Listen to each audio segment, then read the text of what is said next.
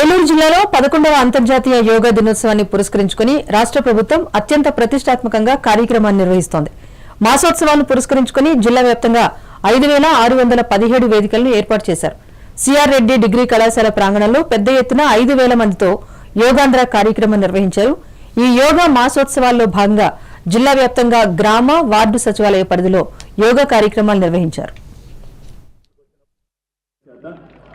2 కోట్ల మంది ఆంధ్రులతో నేను యోగా దినోత్సవం జరుపుతానని చెప్పాను. మేము అనుకున్నాం 2 కోట్ల మందితో జరగటం కుదురుద్దా అని.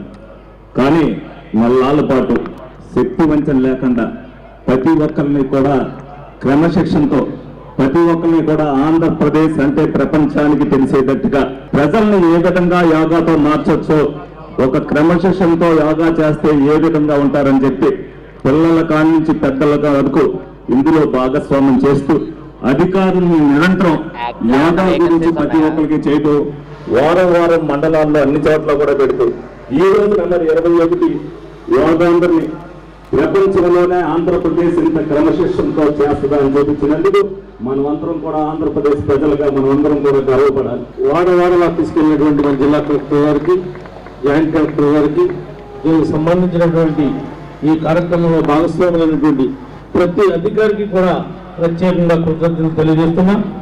ఎందుకంటే ప్రతి మండలంలో, ప్రతి గ్రామంలో 4 చోట్ల, 5 చోట్ల, 10 చోట్ల కూడా ఈ ప్రోగ్రామ్ని రోజు తీసుకున్నారంటే ఎంత సక్సెస్ఫుల్ అయిందంటే మరి దీనికి అధికారులు, ప్రజాప్రతినిధుల యొక్క పాత్ర వెలకట్టలేదని చెప్పి తెలియజేసుకుంటూ మమ్మల్ని కూడా భాగస్వామ్యం చేసినందుకు ప్రత్యేకంగా అభినందనలు తెలియజేస్తున్నాం.